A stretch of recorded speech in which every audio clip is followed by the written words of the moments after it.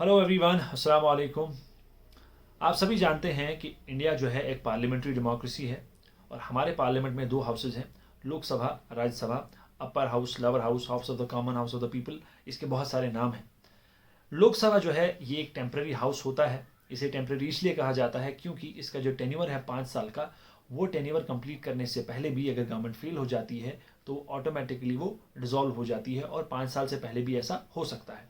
उसके बरक्स अगर हम राज्यसभा की बात करें तो राज्यसभा जो है वो 6 साल का टेन्योर होता है और 6 साल वो कंप्लीट करता है, उससे पहले वो डिसॉल्व नहीं हो सकता, इसीलिए उसको परमानेंट हाउस कहते हैं।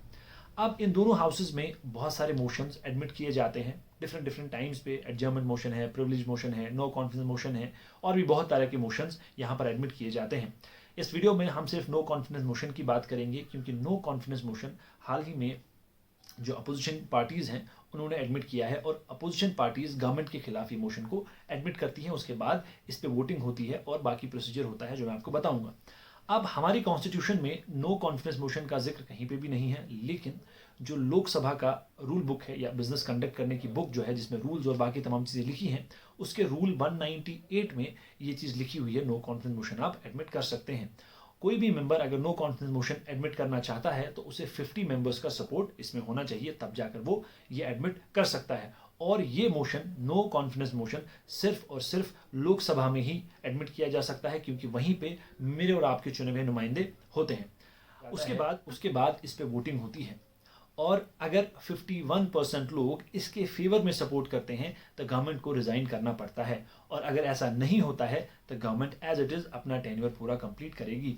यानी कि मान लीजिए 100 लोग हैं, 100 में से अगर 51 नो कॉन्फिडेंस मोशन के सपोर्ट में आते हैं कि गवर्नमेंट के पास मेजोरिटी नहीं है तो इसलिए यहाँ वोट किया, तो गवर्नमेंट रिजाइन करती है और गवर्नमेंट डिसॉल्व हो जाती है।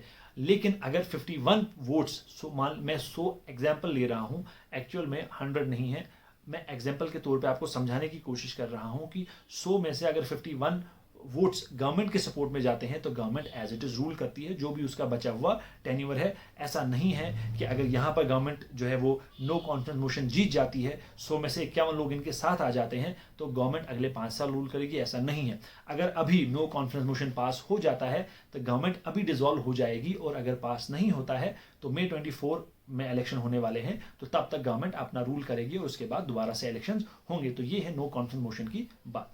Thank you.